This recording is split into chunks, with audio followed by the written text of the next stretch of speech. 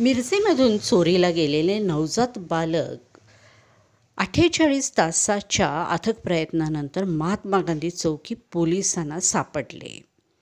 मिरजेच्या महात्मा गांधी पोलीस ठाण्याच्या पथकाने मिरज सिव्हिल हॉस्पिटलमधून चोरीला गेलेल्या बालकाला अवघ्या 48 तासात शोधून काढलेले आहे. बाल चोरणारी महिला सारा साहेबा साठे वय वर्ष 24 आणि नवजात बालकाला तासगाव तालुक्यातील सावळज येथून ताब्यात घेण्यात आलेले आहे.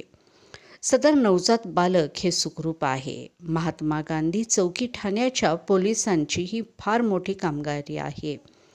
आईपासून दुरावलेल्या नवजात बालकाची भेट पोलिसांच्या तत्परतेमुळे शक्य झालेली आहे. मिरजेच्या शासकीय वैद्यकीय महाविद्यालय आणि रुग्णालयातून 3 दिवसाचे नवजात बालक चोरीला गेल्याची धक्कादायक घटना घडलेली होती. एका अज्ञात महिलेने या बालकाला पळवून नेले होते. या घटनेमुळे सर्वत्र एकच खळबळ उडाली होती.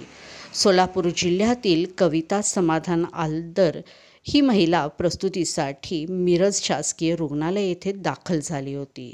अज्ञात महिलेने नवजात बालकाला पळवून नेले होते. या घटनेनंतर सर्वत्र एकच संताप व्यक्त केला जात होता. पोलिसांनी विविध ठिकाणी तपासासाठी पथके पाठवली होती. महात्मा गांधी चौकी पोलिसांची ही मोठी कामगिरी आहे.